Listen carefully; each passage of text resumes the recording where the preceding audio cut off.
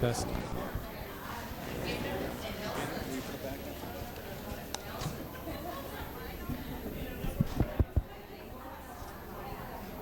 Ah, qué bueno. ¿La bandera no está?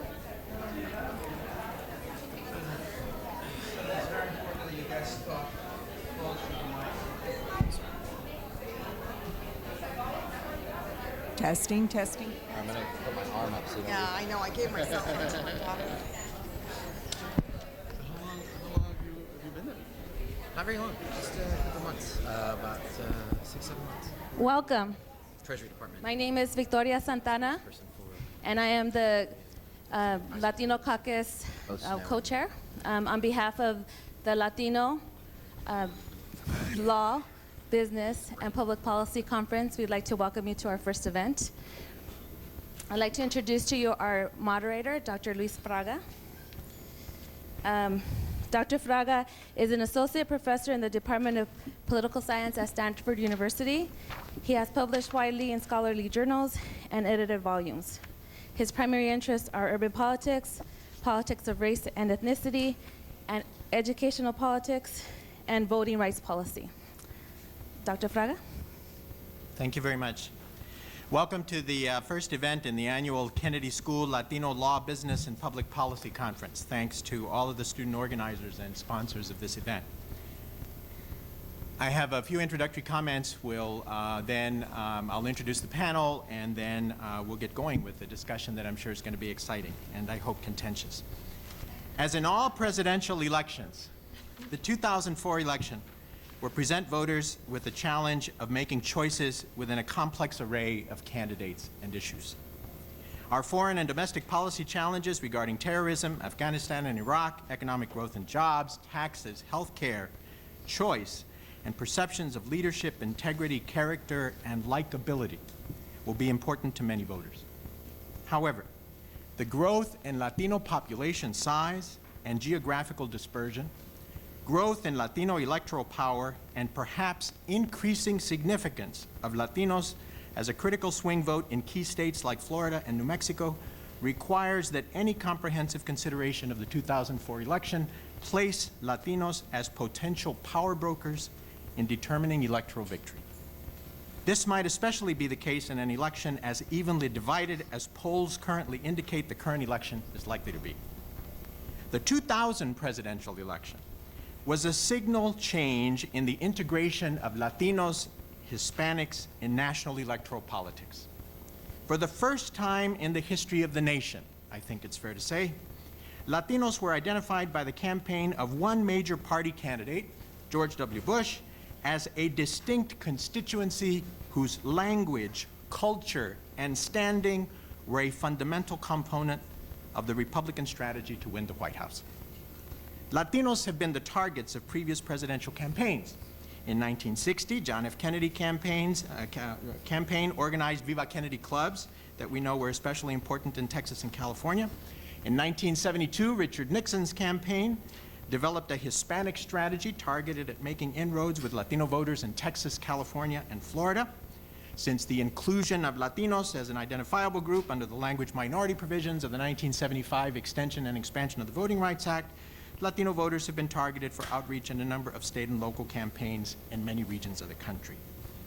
What was distinct about the 2000 campaign, and perhaps the 2004 campaign as well, was the way in which Latino voters were not just targeted for mobilization on Election Day, but rather were perhaps an integral part of a major candidate's entire public image. As a compassionate conservative, as a uniter, not a divider, as a new Republican. Latinos, in other words, were not just numbers on Election Day. They were markers in how the Republican candidate wanted all voters, Republican core voters, white voters, black voters, Asian voters, and especially, perhaps, moderate white swing voters, to understand his entire candidacy. How should we understand this new and perhaps continuing prominence of Latino voters in our competition between the Democrat and Republican parties? What strategic challenges confront these two major parties as they compete for the votes of the fastest growing and increasingly mobilizable segment of the electorate? What strategic choices are likely to be made by Democrats, Republicans, and even third parties targeting Latinos for voter turnout, symbolic inclusion, and perhaps most importantly, to be recipients of substantive public policy gains that serve the material interests of these communities? Now, to help us thoughtfully, and again, I hope contentiously, consider the current status and future position of Latinos in the national body politic, we're very fortunate to have 5 expert panelists. Dr. Andres Torres, Director of the Gaston Institute for Latino Community Development and Public Policy. Noe Garcia III, Director of Coalitions and Grassroots Outreach, Republican National Committee. Nelson Rainieri, Senior Advisor to the Chairman and Director of Hispanic Outreach, Democratic National Committee. Linda Mazon Gutierrez, Congressional Liaison for Intergovernmental Relations for the Arizona Healthcare Cost Containment System, also President of, is it Hispana? No, what is the name of the organization? Of Hispana, the Hispanic Women's Corporation. Couldn't read my own notes, excuse me. And lastly, Larry Gonzalez, Washington Office Director of the National Association of Latino Elected and Appointed Officials.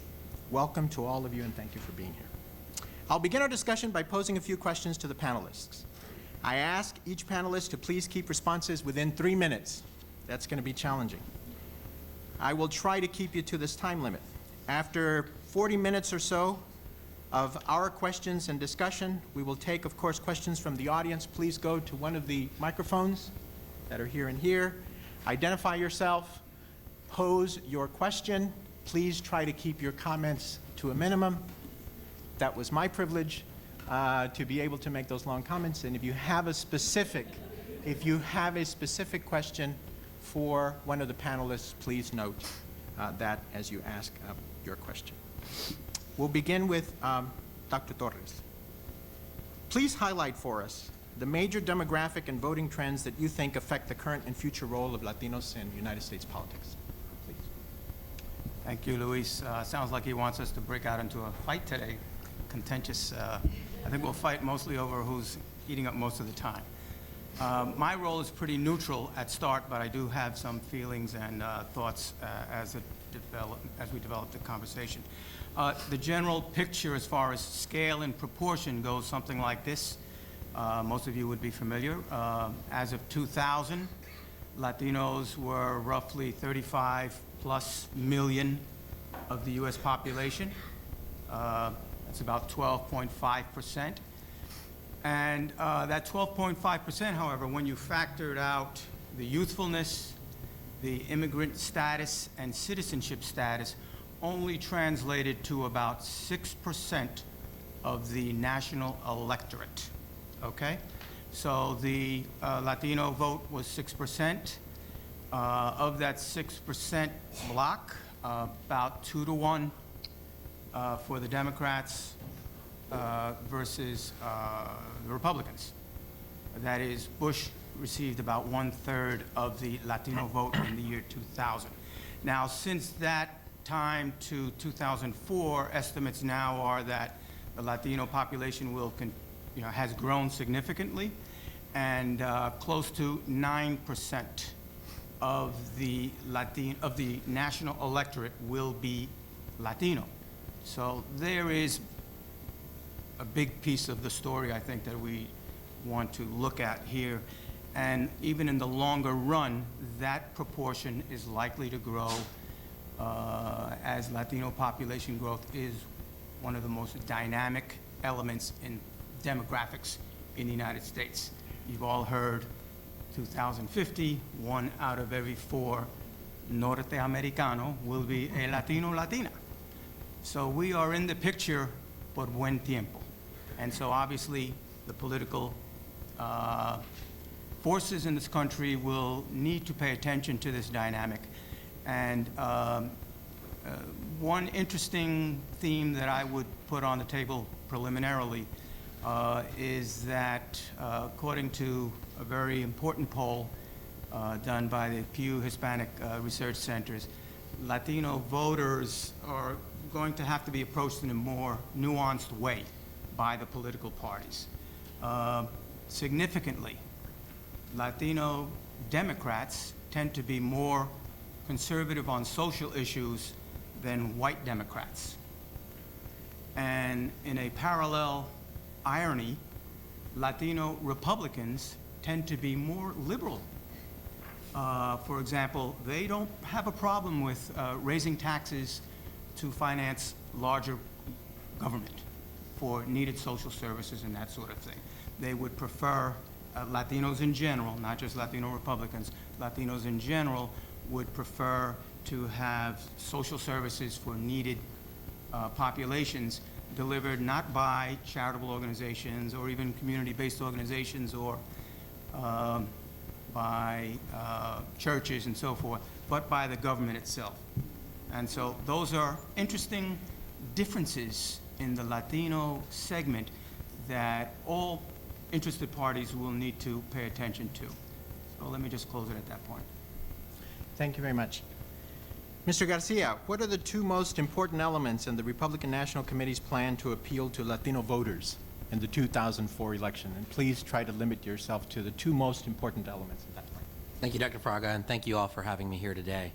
To get right into it, basically the Republican Party feels like the two most significant issues on the table right now for Hispanics and Latinos is education and jobs. Those are our two most important issues, and I think the President has done a fantastic job of addressing both of those issues. We feel like we can reach out to Hispanics on these issues because of No Child Left Behind and the fact that the Latino dropout rate right now is at 50%. I mean, we are in a crisis. I can't even begin to describe what we would be doing if this crisis was affecting mainstream students. And No Child Left Behind, that plan is not a Band-Aid. It is restructuring public education as it exists now. And so that message is a very powerful message to Latino families, because I think one thing we're doing in the Republican Party is we're giving them an option. We're saying, take a look at us. And here's why. Because our values and our priorities match up with your values and your priorities. Thank you very much. Mr. Rainieri, similarly, what are the two most important elements in the Democratic National Committee's plan to appeal to Latino voters in the 2004 election? Thank you, Dr. Fraga. And I will do what's very hard for any Cuban American, that's to be brief in front of a microphone. But it's nice to be back at Harvard. And I learned a lot of things here, and one of them is to have civil disagreements like we're going to have tonight. I think what's important for us and what we're trying to do is really two things. One is to just let the facts be what they have been, which are stubborn things for a lot of people. And the second is to develop the most intense and focused and aggressive Hispanic outreach effort in the party's history. On the first one, with all due respect, Noé, you hear constantly the Republicans saying that it's about values. And what I suggest respectfully to everyone here is that budgets reflect priorities, and priorities reflect values. I agree with your prescription, or excuse me, your analysis, but the reaction, the reality under this president is that they value so much education. Why do they take out all funding for dropout prevention programs? Why do they cut by 25% vocational funding for programs? When you look at immigration, why do they wait 3 years to put together a program that really is, as someone has described, a warmed-over bracero program? I can go on, I would love to if the opportunity permits me, but essentially this president has been a miserable failure, and for our community, tremendously horrible. Whether it's education, just this year, 164,000 more Hispanics unemployed. When it comes to small business administration, this administration that took that position, SBA, which we had it as a cabinet position, the Clinton administration, lowered it to a sub-cabinet level position, stopped funding it for 6 weeks earlier this year. 3,200 businesses last year got support from SBA. So we see from on Latin America, 9 out of 10 Hispanics consider it important.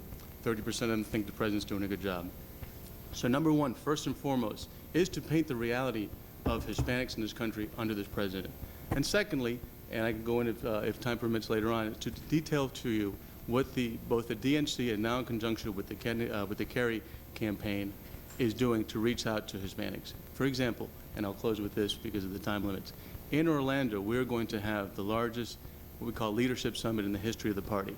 Just last week, the Bush re-elect had the president's brother and some others there. They had, according to the AP reporter who I talked to, about 100 folks. We already have 160 registered. And what we're going to have is not only 100, over probably 200 Latino leaders working together in a new and innovative way. Has the Democratic Party, are we able to do a better job? Have we learned lessons? Absolutely. And one of them is to include, earlier than ever, Latino leaders from throughout the country to have ownership in this campaign, and we're doing that. We're also having a special training for Latina women on communications, and one of the things we're doing in terms of building capacity is having one of a series of Latino trainings, or campaign trainings, for young Latino activists. So today, as long as I have the microphone, I will be going back to those two themes. One, clearly pointing out just how bad this president has been on domestic, on foreign affairs, and for our community, the implications of those programs, because I do agree with you, it's about values, son de los valores. Y este presidente no ha sido nada que un desastre para este país. And for our community, we will see time and time again, because if we go back to that, budgets reflect priorities, priorities reflect values. And then to go into detail about how this campaign, the Democrats, it's not a coincidence that we have traditionally received significant amount of support. The president looked good the last election. He got 35%, and that's compared to the 21% Bob Dole had. Let me remind you that President Reagan got 34, 37%. Let's put that in context. This is the party that has, as its chairman of the convention, a Latino governor. This is the party that you'll see about 600 Latinos, or either about 450 will be delegates at the convention. The Democratic Party has benefited and appreciates the long-standing history and support that the community has, and that's not by accident. Thank you, Mr. Renier. Thank you. Ms. Mason Gutierrez, briefly, what do you see as the two primary policy challenges facing Latinas and Latinos over the next 5 years or so? Thank you. First of all, before I begin, I think it's important to note that I also happen to be wearing a dual hat here, another role. I'm chair of the National Hispana Leadership Board of Directors, and I'd like to welcome and thank the JFK School of Government for hosting the first 3 rows here of the members of the National Hispana Leadership Institute. They're all the fellows that are participating at Harvard Week, so please give them a big round of applause. Welcome.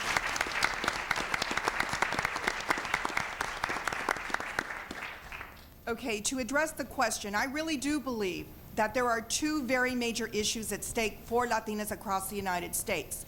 The first being education. And I'm going to give some disclosure here because I happen to be a registered Democrat. But I'm going to tell you that right now, that I am a Latina first, okay? And what does that mean? Because I really don't care if you are a Republican, if you are a Democrat, if you are a vegetarian. You better know loudly and clear that Latinas across the United States, on the average, make 52 cents on the dollar for every dollar a male makes, okay? So what happens? Where are we? What are we doing? Well, right now I'd say we're pretty screwed on the issue of pay equity, and that's issue number 2. Education, pay equity, one involves the other. And until we start seeing whether these programs are going to work or not, then we better start listening to issues that mean us. We represent 8 million more voters than our fellow Latinos do, and they're all singing and slapping their hands, you know, I mean, they're all patting themselves, gee, you know, we're the largest in-segment population in the United States. Well, that's fine. There's only one reason why Hispanics, Latinos are there, and why? Because we had those babies. All right? And I know what they're thinking over here. They're saying, oh, gee, they didn't do this all by themselves. No, you're right. You didn't do it all by themselves. It took 3 elements. It was the man, it was the Latina, and it was the woman's choice to use that birth control pill or not, okay? And that's essentially what it all amounted to. So what I'm going to tell you right here and now, and this is the premise for the discussions, it's Latinas first, and don't you forget it. Thank you.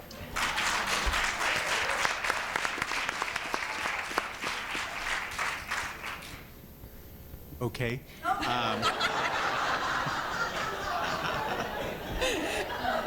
Thought that would be a good way to transition. Mr. Gonzalez, what are NALEO's planned efforts to maximize Latina and Latino voter turnout in the 2004 election? Get more Latinas elected, I can tell you that much. I'm jumping on that bandwagon. No, but actually the reality is our research is showing that the continued empowerment of the Latino community is being driven by Latinas who are getting elected, particularly at the school board level. But before I get into that, I just want to, for those who don't know, I want to take a few brief moments to talk a little bit about the organization and how we sort of, I don't want to say necessarily attack, but how we look to empower our community and how we as a national advocacy group fit in alongside all of these battles over the folks that are trying to win over our vote and win our allegiance. Our organization was started in 1976 by then and former Congressman Edward Roybal of California, who some of you may know. His daughter is a current sitting member of the House of Representatives from California, Lucille Roybal Allard.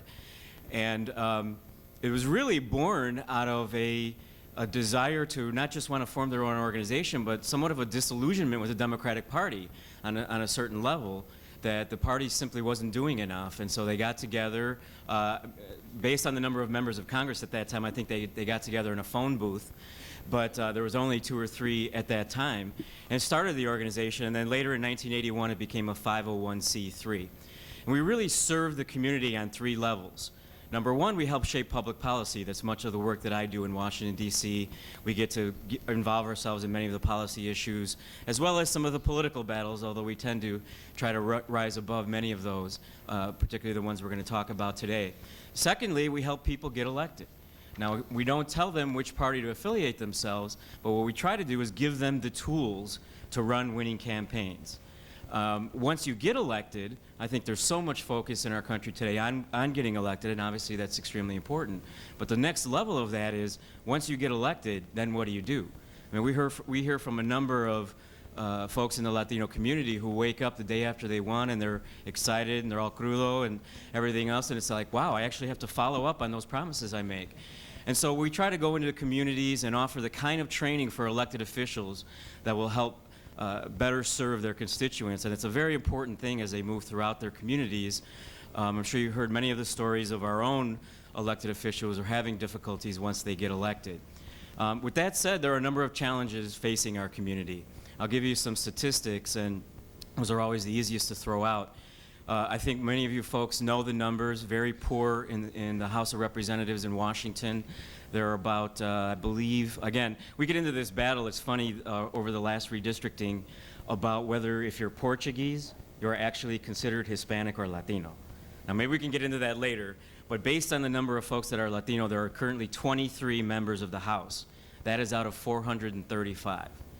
There are 0 in the United States Senate out of 100 members. Very poor numbers. State legislators in the country today, there are about 215 out of about 7,000 positions that are available in general assemblies in 50 states. The numbers are not good, but they're getting better. Particularly, usually you see the largest rise in the number of elected officials right after a round of redistricting, the new census. We saw some of that in Congress where we had 3 new members elected. There was a very large leap in the number of state legislators after the first election, 2002, after the census. There were about 15 folks who got elected in legislatures across the nation. So there are some positives, but we do face many challenges. And Leo is out there helping the people, teaching them how to get elected, as well as beginning now to run some programs that are really targeting the folks that are not. You're going to hear a lot tonight about what each of the parties are doing, and I would offer that there are still a significant segment of the voting age population in the Latino community that is not being reached. And so we've started to institute some programs that we hope will target many of those voters who are just simply not being reached by the efforts of any of the parties in this country. And I look forward to your questions, and we can engage in that sort of discussion. I have 2 questions specific to Mr. Garcia and Mr. Rainieri, but I'd like to ask the other panelists to contribute after those who were asked the questions initially have a chance to respond. For Mr. Garcia, can you please help us understand an inconsistency in the Republican National Committee's strategy to secure Latino votes through a message of diversity and inclusion. This is where the contention comes in. It cannot be questioned, I think, that the strength of the national competitiveness of the Republican Party lies in the tremendous support it receives from white voters in the South. This is reflected in the 2000 election exit polls and is also reflected in recent Republican victories in U.S. Senate races, governor's races, congressional races, and increasingly state house races throughout the South. Despite the tremendous growth of the Republican Party in the South, it has completely failed to secure the support of even modest numbers of African American voters. If sizable numbers of Latinos choose to support the Republican Party and its candidates, does it not come at the cost of further marginalizing the interests of African American voters in that part of the country that historically has been most divided on issues of race? Does not increasing Latino support for the Republican Party exacerbate a divide between African Americans and Latinos?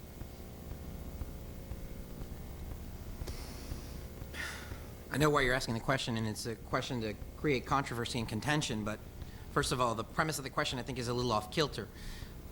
Problem with Republicans and African Americans is that we have negative branding, and part of that problem is because we allow other people to define who we are.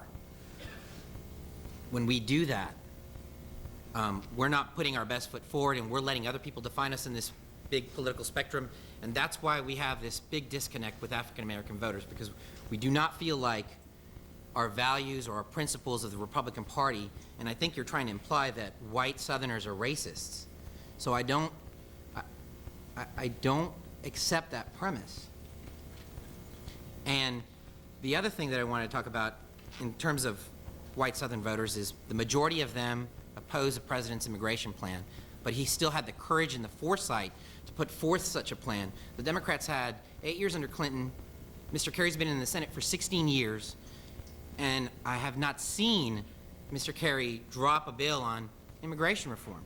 But the president showed leadership on this issue, and that's an example. That's just what I'm trying to provide all of you. That is a very real example of where the president is trying to make not just inroads. He's not doing this to buy Hispanic votes or to pander to the Hispanic constituency, because it's the right thing to do.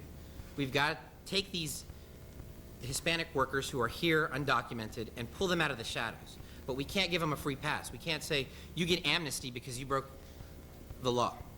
It's not fair to all those other immigrants that are waiting in line and trying to get their paperwork the right way.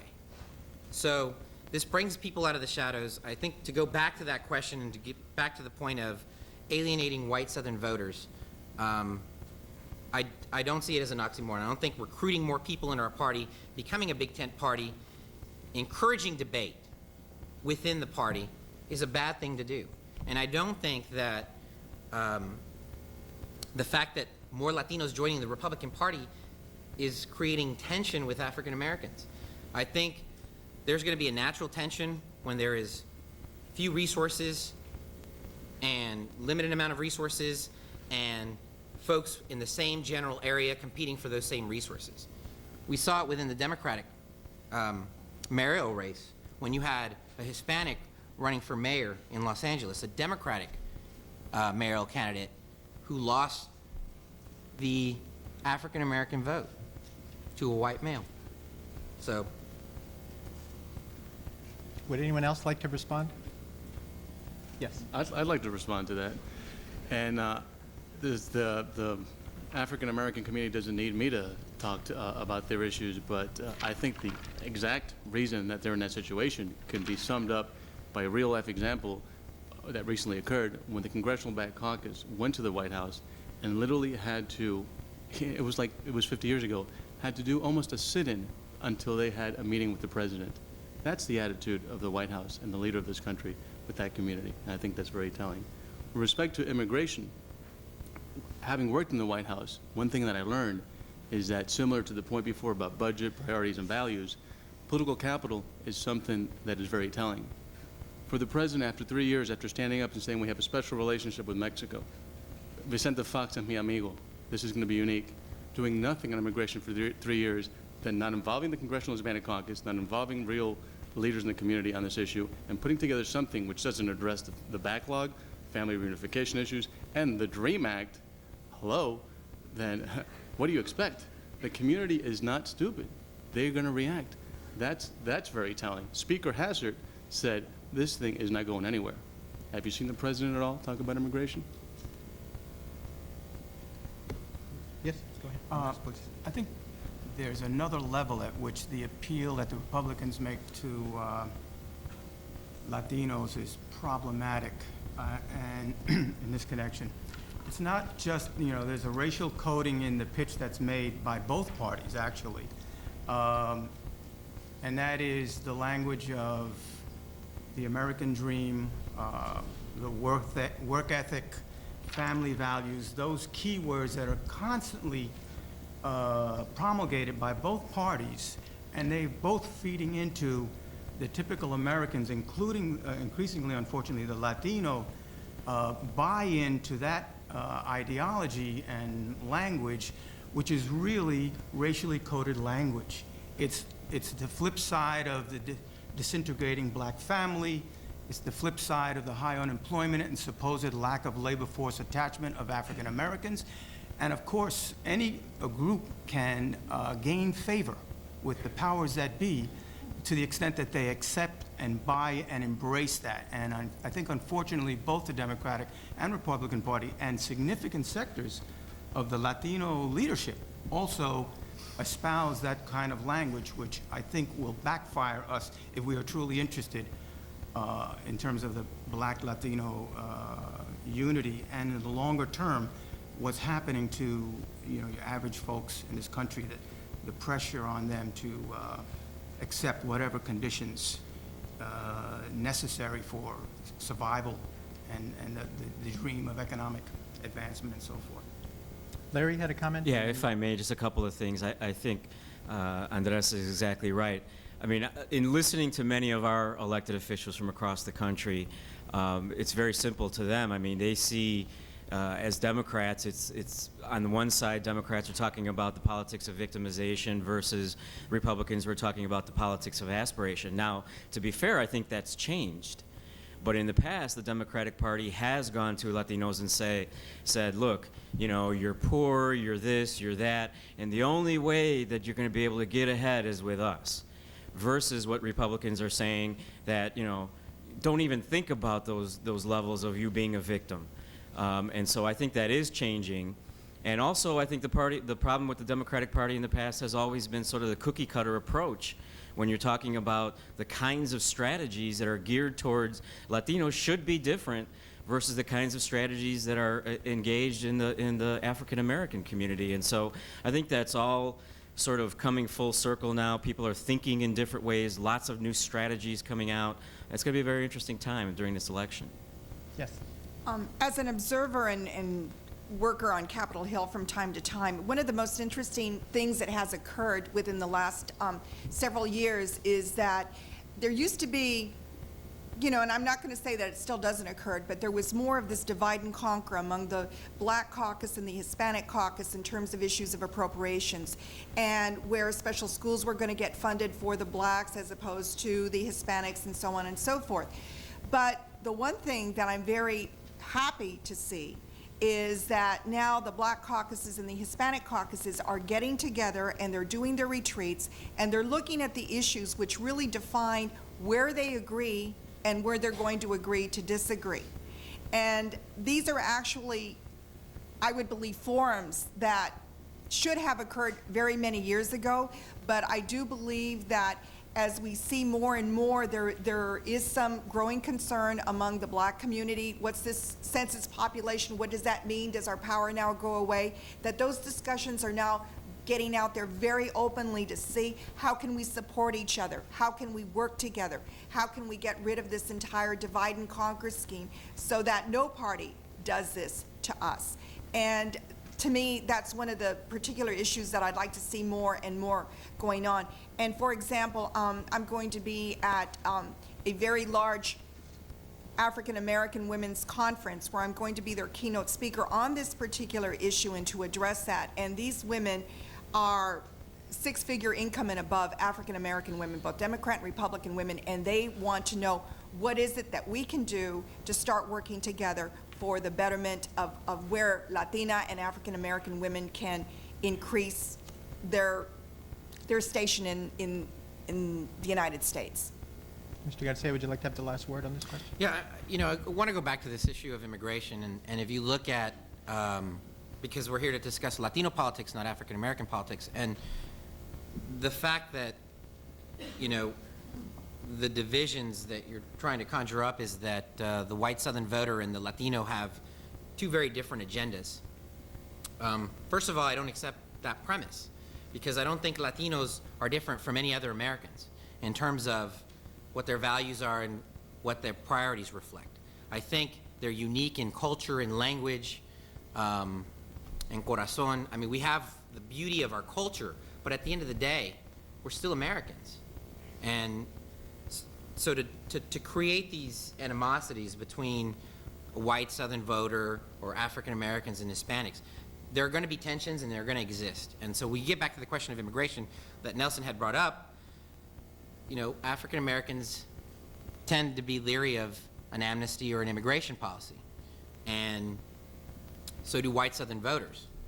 But the president did show leadership on this issue, and Nelson says, well, where were they for 3 years? I have to remind you that September 11th happened, and people crossed our borders illegally. It was from the northern border, not the southern border, but still, there was a sense of urgency that hit our country, and it made us recoil.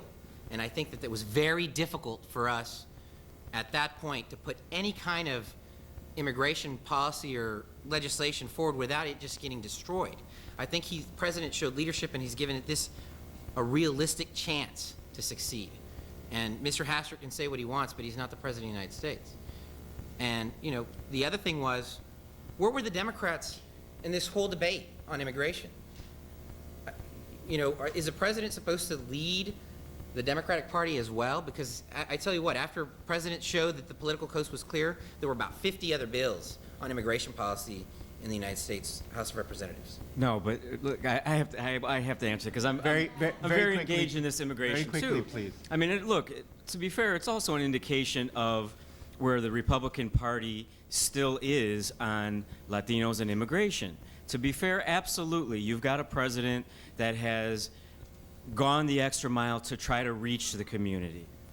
But the flip side to that is when you've got the Tom Tancredos of the world, for those of you who may have heard about this guy from Colorado who insists that he's not anti-Mexican and in fact writes a letter to the President of the United States saying if you pass an amnesty, it's you that will have blood on your hands, there are still some problems, and the party itself is still troubled with those kinds of issues. And I'm sure over the next decade or two we'll be talking more about that. The Democratic Party, I mean, if you look at the number of votes and we put together scorecards, I would say 98% of those folks are there on those issues. The reality is they don't control the majority in Washington today. So that's just a sort of an advocacy perspective. A question for Mr. Ranieri. Can you please help us understand a related inconsistency, I think, in the Democratic National Committee's strategy to secure Latino votes through a message of diversity and inclusion? The entire logic of the Democratic Leadership Council, that successful move to enhance the competitiveness of moderate Democrats in national and statewide races, best exemplified perhaps by President Bill Clinton, requires that Democratic candidates move to the center. That is, minimize their identity with traditional left-leaning, if you will, interest groups, such as ethnic racial groups, women's groups, and groups advocating on behalf of gays and lesbians, to be in a better position to capture key swing moderate white voters in perhaps a few southern states, like Arkansas and West Virginia, but increasingly in key industrial swing states, like Ohio and Pennsylvania. Is this logic, if this logic still drives influential leaders in the Democratic Party, does it not of necessity lead to the marginalization of the substantive policy interests of working class Latino voters, risking what some describe as the electoral capture of Latinos by the Democratic Party in the same way that African American voters are so captured? I don't believe it does. And if I could question the premise or what I would call the conventional wisdom of that question, which has come up a lot. I think if you look at politics today, the labels that we have looked at in the past as useful no longer apply. This president is neither conservative nor compassionate. he did what he did what his father did, was create a deficit. It was a Democratic administration that gave a surplus. Okay, so those labels don't no longer apply as they used to, number one. Number two, speaking specifically to your question, groups that are considered centrist, I'll give you one in particular, the New Democratic Network has done a great job doing precisely the kind of approach you're doing, is probably right now in the vanguard of political communication with respect to the Hispanic community. One thing that you'll see, that you're seeing now, and that we cannot by law engage with, is the creation or the involvement of what's called 527s. 527s are independent entities that are able to take soft money and have some latitude in basically mobilizing and communicating on the electoral process. So what you're going to see is you're going to see groups like that, and to that point, what you're seeing is the defiance of that conventional logic. What's happening now, just to summarize, is that those labels no longer apply. Two, as Larry was saying, people are learning and people are existing now in a different environment. And three, you're seeing divisions, or excuse me, alliances now more focusing possibly on class and economic situations rather than on traditional just ethnic alliances. And just in 30 seconds, just to go back to a point that was made earlier on the immigration issue, I respectfully disagree. I think that the president after 9/11 squandered what was an unprecedented amount of goodwill that he had. And that's precisely the time that he should have stood up and said, you know what, we're all in a precarious situation right now, but not one terrorist crossed that southern border. And that was a time to take and show real leadership. Anyone else like to respond? Yeah, could I respond to the question on the changing paradigm, I guess, of voters? And Nelson had mentioned the New Democratic Network, and I just had to stop and take pause because I don't know if any of you saw that commercial that the New Democratic Network did. But I think it was really insulting to the Hispanic community for them to say, vote for us because you have in the past. We're a much more sophisticated electorate than that. Latino voters are not just going to vote for you because we did it and it's something that we've done before. Show us some policy, show us some meat. Where's Carrie on some of these issues? Why should they vote for the Democratic Party when even members in the Hispanic caucus feel very alienated from the party? I know that the DNC had put together, the Hispanic caucus had put together an event for the 8 presidential candidates in Albuquerque, and the Democratic National Committee sent a letter asking those 8 members not to attend that event. So when the New Democratic Network launches these commercials and says, vote for, we want Latinos to vote for the Democratic Party because we've always been your friend, we've always been there for you, you know, that's mariachi politics at its best. Any response? Yeah. Yeah, absolutely, absolutely, absolutely. I would just respond from an elected official's perspective in terms of what they're seeing. And I think the perfect example is how inclusive is a party? Do they see folks of their same experiences within the party? And I'll give you an example. Our organization was very engaged in a sort of intra-party battle with the approval of our Republican members. Our board, we have a board of directors, about 20 folks, and it breaks down 13-7 in favor of Democrats on the board. Congressman Robert Menendez from New Jersey had an opportunity to run for a very high-level position within the Democratic Party in Congress, and it meant everything to the future for Latino elected officials to break down barriers that have always existed in Washington, D.C., and he now is the highest-ranked Latino in Congress.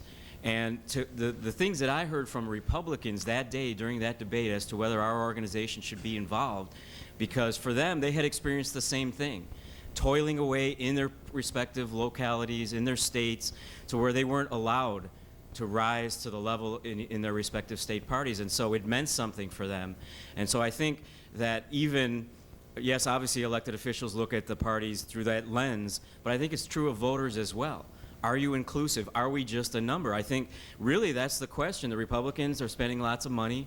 They're taking a look at our community. They're trying to win us. But ultimately, the question that remains that we hear from voters is, are we just the number, or are you truly being inclusive? I mean, everybody throws that number out there. Oh, it's 40%, right? You hear that a lot. Oh, Karl Rove said, Mr. President, you need 40%. And it's almost like the sense of we're going to get our 40 and then we're going to go home. Or is the goal to continue to build on that? And I think that's a valid question that folks are going to be scrutinizing as we move along in the process. We have two responses that panelists would like to make, but I'd like to invite you to come to the two microphones that are here and begin posing your questions to the panel. We have about half an hour left, opportunity for you to ask questions. If you don't come down, I'll continue to ask the long questions that I prepared. So let me use that as a modest incentive to get each of you to come down and state your question. I believe Mr. Garcia and then Mr. Rainieri. Yeah, I'll let you have the last word, Nelson, on this, since the question was posed to you. But just to capitalize on what Larry was saying, when you look back and you look at some of the fights that we've had, and they're very partisan fights, you can look back to Miguel Estrada as a perfect example. Here's a Hispanic immigrant from Honduras who is not Hispanic enough or Latino enough to be put on the federal district, Washington, D.C. federal district court. And the next step for that is the Supreme Court of the United States. He was stopped because he wasn't Latino enough. And I think when we start defining these terms, Latino and party, you can't make them synonymous with each other. Because I'm a Republican, I'm not Latino enough. Because I believe X, Y, and Z, I'm not a Latino. I'm a Latino first before I'm a Republican, and I'll have all you know that. I was born in San Antonio, Texas. My father is an immigrant. You know, I grew up speaking Spanish first, so yo puedo hablar la idioma. So, you know, and I think a lot of folks up here may think, oh, Republican means A, you know, you're not being true to your culture or your race or your ethnicity, and that's not the case at all. So going back to what Larry was talking about, these fights, we have them too in these inter-party fights. I cannot sit here and defend Tom Tancredo and his policies. He is a Republican, and I'm part of the Republican National Committee, but I'm also a Latino first. And basically, you know, my point going back to that is we do have these fights. Sometimes they're very partisan, and sometimes they are not. And you look back and you look at the mayor's race in Los Angeles, where we had a chance to have a Hispanic mayor, and there were a lot of Hispanic Republicans that gave money to that candidate. Okay, last comment, and then we'll take the first question over here, and we'll move from side to side. Just to show that I don't disagree with everything that Noé says, estoy de acuerdo contigo que la cultura, nuestros raíces, nuestra historia es sumamente importante. Who we are, where we come from, and one thing that I do appreciate about the Republican Party is their interest in the Hispanic community, because we are having debates like this. Now, on your point, though, about the NDN and those commercials, I think it's very important to take a look at who's been there for you in the past. That's important. I think a lot of Hispanics took a chance with this president this time around, porque habló español, porque era tejano, because he did practice what Raúl Izaguirre, the great Texan, said is piñata politics. They throw out Estrada, who hides behind his record, doesn't come out, and then once in a while, this is a president who, when they asked him if he had diversity in his cabinet, said, well, look, of course I like black people. I got Condi Rice and, you know, Colin Powell. I mean, you've got to be more sensitive to that. When Clinton was there, they had an initiative called One America. Race, the issue of race, is not going away. It's just becoming more of a challenge. Okay, so I think when you look at those, our party, and just to correct you on one point, the reason that the Democratic National Committee said that to the CHC is because at that point, we had to play referee, and we had to work to have a limit of 4 debates. There were about 70 debate requests. So if you acknowledge them all, and last year I was there when Naleo did an outstanding job and had all the candidates there at that time, the Democratic candidates. What you're going to see, just in closing, when you look at the convention, when you look at the party, when you look at the inclusion, it's Bill Clinton used to say, if you see a turtle on a fence post, it didn't get there by accident. It's the same thing with this party. I mean, they do a good job at convention time of making sure we've got diversity in the shot. But when you pull back that camera, it's a different picture. Let's put it that way. Let's take our first question from the audience. If you'd identify yourself, please, and then ask your question. My name is Paloma Cepeda. I'm a student at the college. Mr. Garcia stole a little bit of my thunder. Mr. Reinera, you used the phrase real leaders. You said President Bush did not meet with real leaders in the community. Professor Fraga has on one occasion said that Hispanics in Florida are nominal Hispanics. I'd like you all to comment on this kind of language and whether or not you feel it's constructive or at all useful, since so many people seem to indulge in it. I stand wholeheartedly behind my point. I wonder why this president has not had the courtesy to meet with the Congressional Hispanic Caucus, to meet with the Congressional Black Caucus, to be more inclusive. It just befuddles me, especially when they put out issues like immigration reform. So I think that they're very selective in everything from who they talk to the tax policies that they put out. This is the administration that starts first with the idea, and everything tiene que encajar con esa idea, has to fall within those boundaries. That's dangerous. Anyone else like to respond? Yeah, Yes. I definitely have to respond to that. Go ahead. Oh, thank you. Yeah, I'd like to simply respond, and I get back to my point that when you look at all of this, you know, everybody seems to put on the punching gloves and go at it. And my answer to that is start electing more Latinas, because I will tell you right now, you've got 7 members of Congress. That's 7 out of how many? 43? 435. No. Oh, total 23. 23, that's 7 out of 23.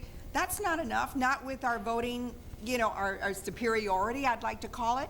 But the other thing is that when you take a look at the fact that every time we have an event, this organization, National Hispana Leadership Institute, has an event, has a breakfast, we get all 7 Latinas there, which does include the 6 Democrats and the 1 Republican from Florida who do attend, and they are interested in our issues. And so, I don't know, maybe it's a male-female thing. Thank you. I think the other real aspect of that is that we will truly not be a part of the political process until every decision that is made in this nation, when they're sitting around the table, that there are 1 or more of us. I mean, look, the breadth of talent that is here, the Noe Garcias, the Nelson Reneres, I mean, that's a great thing. But when you walk the halls of the DNC and the RNC, how many of there are you? You know, There's a lot more now than there used to be. I well, can tell you that. and granted, but again, it's a specialized. You're hired for this, and to be fair, you know, I work for an organization that cares about Latinos, but it's something that we care deeply about. That there are more talented folks like you guys at the table. Not only, hey, bring the Spanish guy in, we need him now, and so it's got to be more than that. Absolutely. I have a question over here, please. Sure. Hi, my name is Dave Trulio. I'm a second year in the business school. Thank you for coming. This has been very interesting. Senator Kerry has been in the Senate for a number of terms, and I'm curious if anyone in the panel can name for me a piece of legislation he actually introduced that benefits Latinos, and if so, what has it actually accomplished? Sure. I worked for the senator for 2 years, and then on the campaign afterwards. And you got to understand, a lot of times they'll say, he's been there 18 years. What has he done on immigration? Well, when you have a senior senator from Massachusetts who's the head of the committee, you'll see divisions of labor at that. Okay. And his leadership, for example, when he chaired small business committee, one of the first things he did, create the first ever bilingual center, small business development center, right here in Lawrence, Massachusetts. So those are, you know, specific, tangible facts of things that he's done. That's one thing he's done. I can pull out a laundry list of issues that the Governor Bush, President Bush, and when he was governor of Texas, has done for Latinos. The first thing he did, and it was not just symbolic, but it was something that I think moved me and moved a lot of other Latinos, was the first thing that he did as governor of Texas was he appointed a Latino Secretary of State as his first appointment, and that man was Tony Garza.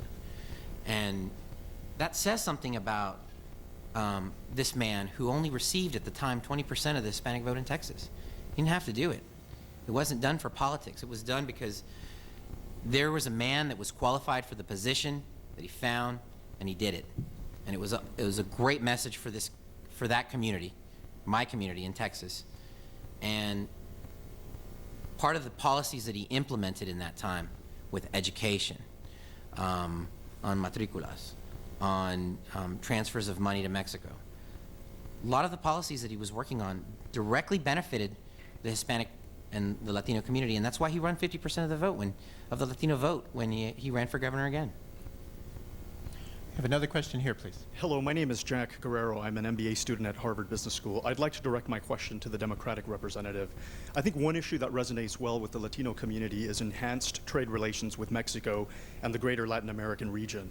I'm curious this was certainly the case with NAFTA, by the way, a few years back, where support was overwhelming in the Latino community.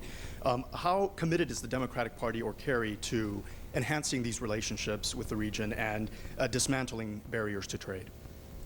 I think two aspects of that, a very important question. I think one of the things you'll see in Senator Kerry's record is independence. And for example, is one of the first Democrats to sign on to Graham-Rudman, balancing the budget, showing fiscal discipline early on, supporting NAFTA. But now we're NAFTA 10 years later, trying to see what are the things that we need to do as we go into that next generation, one of the next era of NAFTA. One of the things that he is committed to doing is just making Latin America a higher priority. I would ask you to take a look at the recent hearing that Congressman Menendez had, where he had Secretary Powell and asked why the support and the funding for Latin American programs and development has gone down. And Secretary Powell, to his credit being honest, but unfortunately to the discredit of this administration, admitted that this region has been less of a priority. Look at Andres Oppenheimer's column in the Miami Herald last week and look at it this week, and you'll see we've been working on those issues. You're going to have a president under President Kerry who's going to show more commitment to that region than I think any president historically. And I think that most Latin American analysts look at this administration, their view, as not only one of neglect, but the gang that can't shoot straight. Between Otto Reich and the rest of the team over there, you don't know when the Venezuela thing came in, coup, not coup, you're in charge, not in charge, we're going to meddle, we're not going to meddle. It's really been just one of neglect and mismanagement. And I think you're going to see a complete 180 turn under a Kerry administration. Question over here, please. Can I address that question as well, Sure. please? Because Briefly, please. I think that I want to make sure that you guys understand where Kerry is on trade and where we are on trade.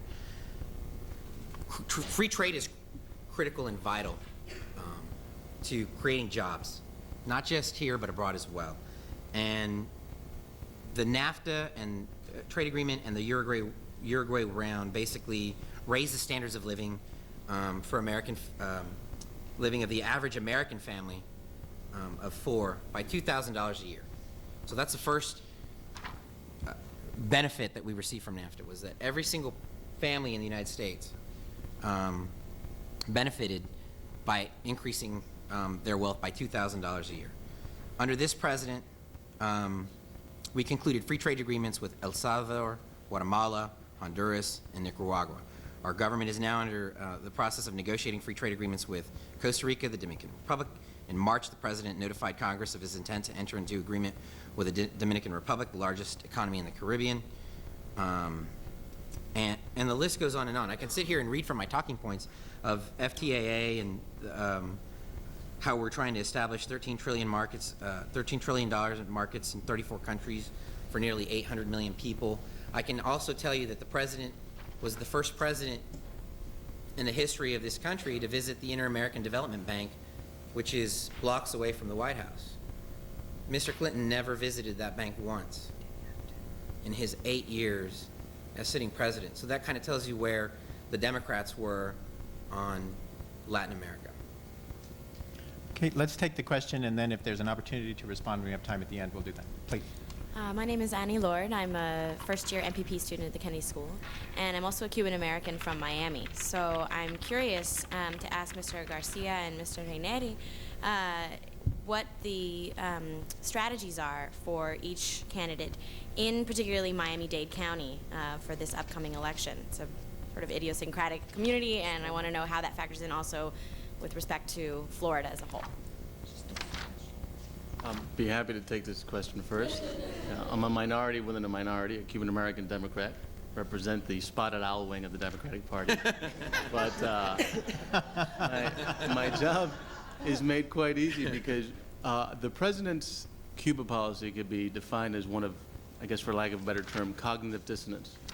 Because el presidente se pone ahí, vamos a acabar con Fidel. And in my personal history, I've heard the same song, and after a while, it's like disco music. You might like it once in a while, but I mean, we've heard that song before, okay? These folks have been in office time and time again, and what's happened? what's happened under this president? What's happened under this president is two things. One, he has essentially followed the policies of the Clinton administration. For example, the thing about trade, the tough embargo, has actually exploded by a factor of about 100 under this president. The most trade under the Clinton years, about $12 million. Last year, $250 million. Not saying right or wrong, I'm just saying that's reality number one, which clashes with let's get tough on Cuba policy. And the reality under this president, who talks real tough against Castro, is that you have more of a repressive regime in Cuba. You have 75 dissidents still jailed. Pasa un año, no dice nada. And meanwhile, what's happening is that folks in Florida don't know what to do. So they grab the one cabinet member, we had four, who was Hispanic, Martinez, you're Cuban, go to Florida, run for the Senate. And meanwhile, they're having a nasty intra-party fight there. Our strategy is very simple. Let the facts stand with as they will. They're gonna, when a president runs for re-election, and I was involved in Clinton's '96 effort, it's to stand up on their accomplishments. And when they have nothing positive to do, they start with personal attacks. This is an administration that when John McCain, a patriot if there ever was one, ran in South Carolina, look at the negative campaign they did on him. Max Cleland, what more can that man give to his country? And they question his patriotism. So now they start with Kerry looks French, or Kerry this or Kerry that. What's that? Because they have nothing positive to stand on. So in Cuba, they're in trouble. They had 13 Republican legislators write to the president, and what you see is his brother standing up on the issue of Cuba, on the issue when it comes to environmental issues, and saying, you can drill in Alabama, but not here in Florida. Anytime you have those two clash, it just shows that cognitive dissonance. So that's number one. Number two is just in terms of the positive, to just reach out, to say that this, and there was an article yesterday's Miami Herald, Raul Martinez. You're going to see other Cuban Americans. We were just down there. The New Yorker had an interesting piece about the Cuban American strategy. We're having our summit, Latino leaders, in Orlando. Florida is very critical. I was there on the last day of the last election with Lieberman, and I saw what happened that state. We are not going to have that repeat of that disaster. Mr. Garcia? Yeah, I definitely Comment, need please. The Cuban-American vote, specifically in Miami, that's part of our base. These Cuban-American voters vote with us 8-2. And we're not going to alienate the Cuban base. This is part of, or a pillar of, if you will, of the Republican Latino constituency. But one thing I want to make sure is, and this is not a personal attack on Mr. Kerry, but this is the facts. And here are the facts. When he went down to Orlando, I believe, he was asked, well, how did you vote on the Helms-Burton Act? He either forgot how he voted on the act, or he didn't have the courtesy to research how he voted on the act when he went and spoke to this constituency. And, he didn't vote the way the Cuban population wanted him to vote on that act.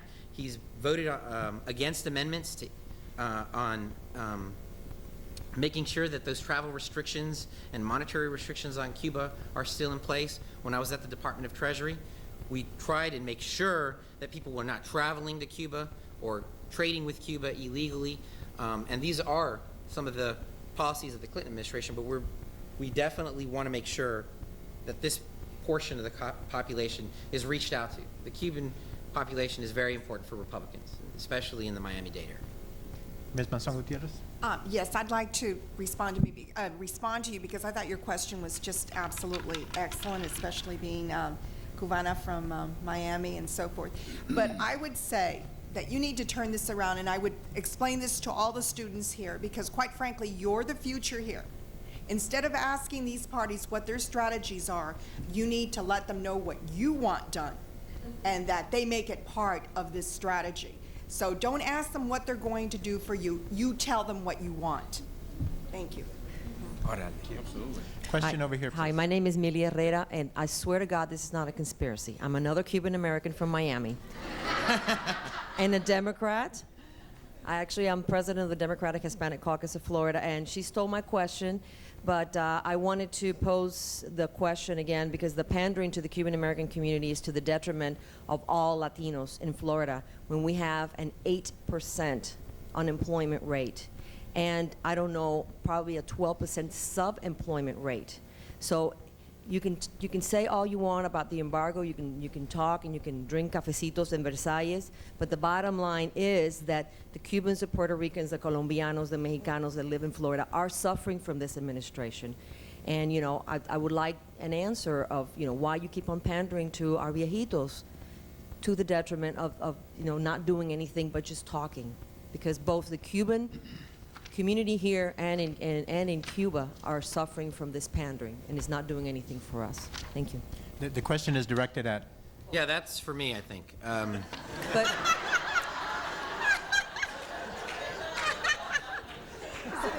And I just wanted to make sure. You know, you bring up the point of unemployment, and what we've noticed, and this is a trend that has continued from '92 on to now, and it shows actually the strength of our community, is that the unemployment gap is closing. It's still big. It's 7.4%, which is what you said, 8%. And the president has a plan for this. I mean, with the tax cuts that we implemented in 2001, they got the economy back on track. In the last quarter, we have seen 303,000 new jobs created. And not only that, his budget, like Nelson likes to say, reflects priorities. And we're committing $500 billion in job training programs so that we can train Latinos, Latinas, African Americans, Anglos, the community to prepare for better positions or the jobs that are out there right now. Part of the problem is we lost a lot of jobs in manufacturing. And those jobs are never coming back. I don't care what Nelson tells you or what Carrie tells you or what anyone tells you. Those jobs are not coming back because we live in a global marketplace now. And the global economy makes us compete not just with Japan, but everyone. We're competing with Mexico, and Mexico's not just competing with us and Canada, they're competing with Indonesia because they're losing jobs to Indonesia, and the Indonesians are losing jobs to the Singaporeans. So this global marketplace is really what the future holds for us. And we have to train people to be more versatile, more mobile, and that's part of the president's 6-point plan to get the economy back on track. Very quick response. Just to lay out some facts. Okay, Hispanic unemployment, highest in a decade.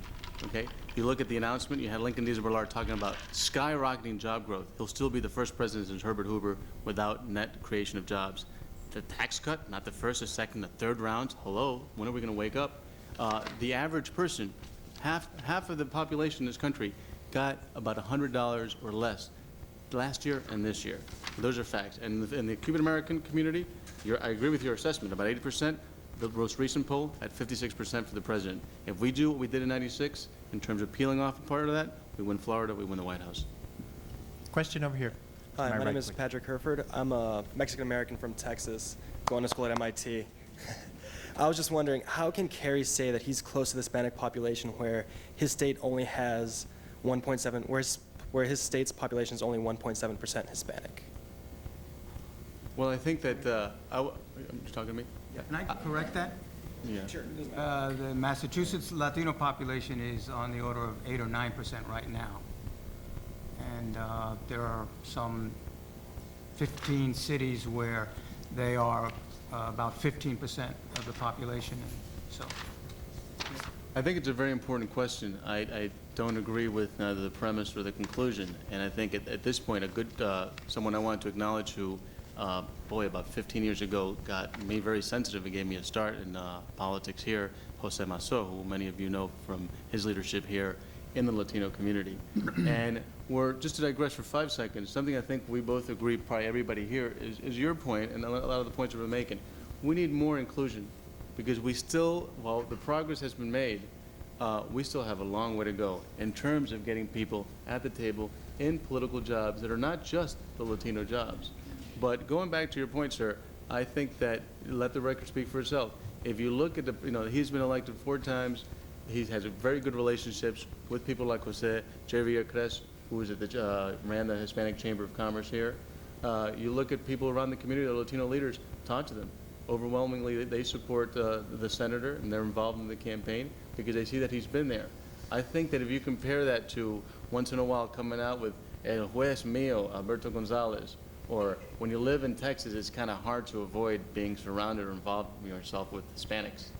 Okay, so I think that there's a real comparison between just the optics of coming out once in a while and seeming friendly and more power. We as a Latino, I embrace that. But look at the politics and look at the policies that he supported, has voted for, proposed, and you'll see the differences. When English only was proposed here, he stood up and said he was against it, worked with local leaders here. Okay? Versus a Republican Party who not only still stands for that, who has not given legal health care for legal immigrants. I mean, it is about values, and you'll see those differences there. I have a question here to my left, please. I'm Tim Davis. I'm a senior research analyst with the City of Boston. I just wanted to ask a question of anyone on the panel who wants to discuss this. What do you think will be the role of hot-button social issues, such as abortion or gay marriage, on the Latino vote, both in 2004, but more importantly, speculating beyond that? I'd like to respond to that. First of all, let me just go to a couple of groups, especially where women are concerned. You have Emily's List and Wish List. Okay, so you've got the Republican side of the women who are pro-choice, and then with Emily's List, you have the Democratic side, you know, in terms of being pro-choice. Well, I can't stand either of these groups. I really can't. They do not involve Latino women. They don't bring them to the table. They share their money, particularly after Latino women have shown that they have been successful in those races and so forth.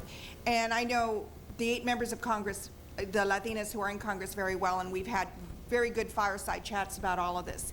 But until I start hearing that this, for example, if we take Emily's List, you know, early money is like yeast, until I start hearing that early money is like masa, you know, it's just none of this other stuff is going to make any difference to me until that money starts flowing down to us. Now, the other thing is that we do represent a diverse ideology in terms of choice. Okay, because some of our women, you know, because of religion, are not going to be for choice, and the other women are. So, and I got to tell you, I'm one of those that I'm a product of Catholic schools for 12 years, and I am pro-choice, and I have 4 children to prove it. Okay, so, but you know, it's kind of hard to park us in that area of, you know, is that going to be an issue with us? And gay and lesbian marriage, I personally, frankly, don't care. You know, people can do what they want. The public opinion data that has been examined so far that tries to relate these fundamental valence issues to Latino preferences finds that even for those Latinos who value restrictions on abortion very highly, and value prayer in the schools very highly, rarely is that position determinative of how they will vote between Democrats and Republicans. You do get some small subsets of the population where that's the case. Evangelical Christian Latinos tend to be much more predictable, but that's a relatively small segment of the electorate. For the broader segment of the Latino electorate, the issues aren't strong enough, these sorts of issues that you're describing aren't strong enough to be the final determiner of how it is that individuals will actually vote. Will that change in the future? We'll see. Right now, that's what the data seem to suggest. Well, no, I was just going to say, unless you're talking about all things being equal among a candidate, I mean, that's like any one of those wedge issues. Ultimately, it's still the bread and butter issues. I mean, folks vote their wallets. Economy, jobs, education are traditionally the 3 issues that come up highest on almost any public opinion poll with regards to Latinos, even looking at national origin groups. Yes. There's another piece that hasn't been brought out, which is that there's a significant independent registration among Latinos on the order of 20%, and it's larger among the U.S.-born versus the foreign-born Latinos. So that's another important strata here in the state of Massachusetts. In general, for example, not just Latinos, half of the Massachusetts voting population is independent. So in a country that's split right down the middle on so many issues, that both parties obviously need to balance this challenge between feeding and preaching to their own converted and reaching out to the independent sector, because it's probably the independent sector that's going to determine who's going to win in those 17 or so states that are so-called swing states. There are only 17 states that are into play. So the strategy comes down to how do the 2 parties focus on those states. I did some little homework yesterday for this, and about, of those 17 states, 10 states are places where there is, where the Latino vote is greater than that margin of difference in the last election. And in those 10 states, Republicans, the stake for Republicans is about 82 electoral votes. The stake for Democrats is about 62. So the Republicans have a little more to lose in the field of play, which is up for grabs. And that, I think, is where the independent vote comes in significantly. Question here. Hi. Excuse me, I have a thing. My name is Unai Montes Irueste. I'm from Los Angeles. And my question doesn't come from my current position as a student, but comes from my former position as a teacher. What I have found is that both parties have historically neglected the youth Latino vote or segment of the population. And I feel that this is the population that is the most affected, regardless of where we come from. One of the things that I've gained from coming to school on the East Coast and being from the West Coast is seeing that Dominicans and Cubans and Nicaraguans and all other populations share these plagues, which are the teenage pregnancy rate among Latinas is the only one that has not steadily declined for the last 10 years. It has only declined since 1994, and barely. We have the highest imprisonment rate, the highest dropout rate, the highest unemployment rate. And I see that 18 to 30-year-old Latinos are just neglected. While there are people out there trying to get the youth vote, mainly on MTV, there's a whole segment of people that listen to banda that don't care about who Chingy's going to vote for. But they migrated to the U.S. as children, or they are the children of immigrants, and they are relevant to the election. And since we are talking about Democrats, Republicans, and Latino vote, I'd like to hear your thoughts on that. Sure. Anyone? I would like to. Is that Go ahead. okay. Go ahead. First of all, based on the issue of what you just addressed in terms of the pregnancy rate in Latinas, I got to tell you that I happen to agree with you. It just hasn't worked. And, you know, not because this is a Bush administration deal, you know, about No Child Left Behind. You know, you have to look at what happens and how much money goes into it. And because on the other side of it, you've got some tax reform laws and the tax credits that have essentially amounted to no billionaire left behind, you know. So, you know, you put it all together. And I really say this, I say this quite frankly, that there have been a number of proposals throughout all the administrations, and you're right, it hasn't worked. But that goes down to the basic premise that if you understand, quite frankly, how education funding comes about within that particular area, within that school district of Los Angeles, or in Phoenix, or in Tucson, Arizona, you will find that nationally it is not equitable funding. It is based on property taxes that go into that system and what funds it. And if you're in a neglected, blighted area, then you don't have shit. Excuse me. This one. Quick comment to your question, which is something very important to me and to what we're doing. First of all, just to give a size of magnitude, the amount of the tax cuts, 50 times larger than the amount of the increase in education in this administration. We go back to that budget priority values. Number two, I think that you hit on something that is critical to the future, at least the Democratic Party. And we recognize that, and we're doing that. We're having the first ever in our history in Orlando, and I would love not just yours, but anyone's help in getting and addressing what we admitted here is a challenge. Getting Latinos who are interested, willing, excited about the political process. We're going to train them. We're going to do that throughout the country. And I couldn't agree with you more. It's a critical issue, and we're starting to address it. And I would be very grateful for, as you were saying before, specific ideas, not just on that topic, but how do we think out of the box, as Blair was saying, a new environment, to reach out to our community. Mr. Gonzalez, you had a comment? Yeah, I think it's a disconnect in general of the overall American electorate, to be sure. But earlier I talked about one of the programs that we have going, and you're going to see really the proliferation of many of these kinds of programs, and it's targeted at low propensity voters. I mean, one of the failings of both parties is to not really look, it sort of perpetuates itself. If you're a voter, guess what? You're going to be reached more. If you're in that category and you prove that you're a regular voter, well, you're going to have 50 pieces in your mailbox. You're going to get calls. You're going to have people knocking on your door. But now if you're that Latino, particularly a young person who just registered and is considering voting, you're still in that category of low propensity. Maybe you'll get a piece if there's any money left over. And so one of the things that we try to do, as well as other national groups, is to say, let's engage you. I mean, this is not brain surgery, folks. I mean, one of the things that we hear from young people is, well, no one asked me. I mean, number one, of course, they're not even talking about the issues that matter to me, but do we know what the issues that matter to you unless you ask and unless you go to them and say, you know, we just signed this partnership with Univision, and we're going to do these town halls all over the country, and we're going to say, if George Bush and John Kerry were here today, what would you say? You know, again, as it was mentioned earlier, don't ask them, well, what are you going to do for me? You tell them, here's what I expect from you. If you want to win my vote, this is what I expect from you. And so, I mean, that's how we're going to try to continue to engage folks. It's a small increase when groups, you know, sort of third-party groups carry a little bit more credibility in the community as far as, you know, who you're going to believe or whatever. There's a small percentage increase versus when it's a politician or someone who has some stake in it.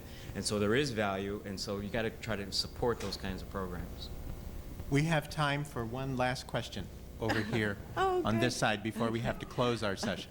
My name is Maria Luca Lancha, and I'm with NHLI, and I'm from Los Angeles, where we haven't been able to elect a Latino mayor for many reasons, and that's kind of goes towards my question. It's great that we're doing a lot of Latino outreach, Latino vote, but because it's a presidential election year, and I think one of the problems is that once the election's over, we see a lot of the efforts to educate Latinos about issues or voting do subside. Thus, one of the problems that arise is that there's a lack of people running for office, a lack of people learning about the issues, and I think that this has a lot to do with the party leadership, in my opinion, both parties. But my question is about campaign finance reform, because I really think that we don't set the agenda because we don't get elected, and it's really difficult to get elected because we don't have the money, and I think it was alluded to a minute ago by Linda. So what are your thoughts for the whole panel on campaign finance reform? And I think it's really important that we talk about it this year because we're in the middle of an important election, and then hopefully the dialogue would continue. Yes, go ahead. Senator John McCain happens to be the senator from the state of Arizona, and I have to tell you, he's this big Republican, but I got to tell you, I like John McCain a whole lot. I just really do. And he works very well with the Latino community over in Arizona. Now, he's very right on this issue. Now, there's all sorts of ups and downs about all of that, but until, quite frankly, we as Latinos learn the art of fundraising, and there is an art to it, an absolute art. If you go back to trying to deal with a bond issue for your community college, if you are trying to do a fundraiser for your church or for a bake sale at the school, there is an art to it. And let me tell you, I just made so much noise with both the wish list and the Emily's list, and I sent them both scathing emails about how atrocious they were. That they all came to Arizona and had a meeting with me last week. And I thought, oh God, why'd I open my mouth? But anyway, there we are. Went through this thing, and let me tell you, they understand how to raise money. They are one of the biggest fundraisers nationally out there, and they know what to do with this money and so forth. And it is an art that we should all learn as Latinos, because until campaign finance reform is really true reform, we will forever be lost. But now, we don't give. No, you're right. We don't get crap. Okay, but I am going to tell you this. Be glad that even though you could not elect a Latino to the mayor's office, and I know we were sending money even from Arizona to make sure that would happen, you do have 4 members of Congress who are Latinas from the Los Angeles area. So there's the other side of the picture. Comment? Yes. You know, the real aspect of that is that there's traditionally been a disconnect between our own Latino entrepreneurs who, you know, let's look at the research. I mean, there's a lot of success in our community. And it kind of makes sense if you're a business owner and you want to get something done in your local government, you're going to look around, you're going to say, boy, I don't have too many Latinos in my neighborhood or in my state legislature that could really get something done. Not from their own fault, but maybe they're rookies, they're freshmen, whatever. So you end up giving the money to the speaker, whoever that may be. Or what we always heard from business people would say, well, you know what? You're my local Latino elected and you do a great job, but all you ever talk about is immigration. You know, I'm a business person. I want to get A, B, and C done. That gap is closing. I mean, there's a lot of folks in the communities great work being done by the U.S. Hispanic Chamber of Commerce in Washington to bring a lot of these folks together, say, the only way we're going to get our electeds up there is if you help prop them up with the money. But and we still have a long way to go, but the gap is closing. I'd like to thank the panelists for their comments.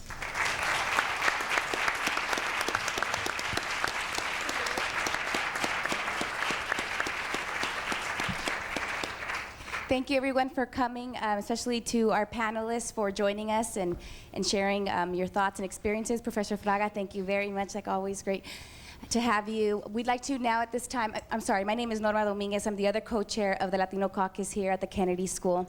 On behalf of the organizing committee of the conference, we'd like to invite all of you upstairs to the 4th floor Bell Hall for the reception.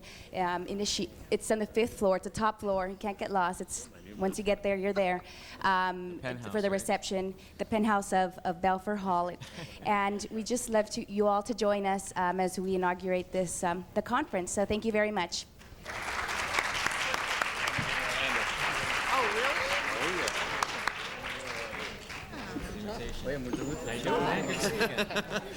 Yeah, it was our first. It was one of our first of many battles, I'm sure, this year.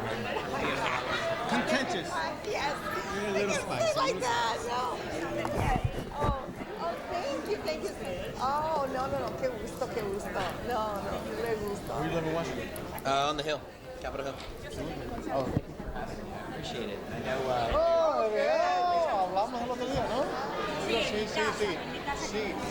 Cambiamos. Vamos ahí ahora, por el tiempo. Como está aquí, mira, yo me reuní con Philip. Vamos a cambiar. No vamos a llevar a cabo la semana que viene. It just wasn't happening. It wasn't ready. We're going to do a Cinco de Mayo event. Anoche leyendo That's it. No problema. We got to do things right. We'll do it right. Okay, perfect.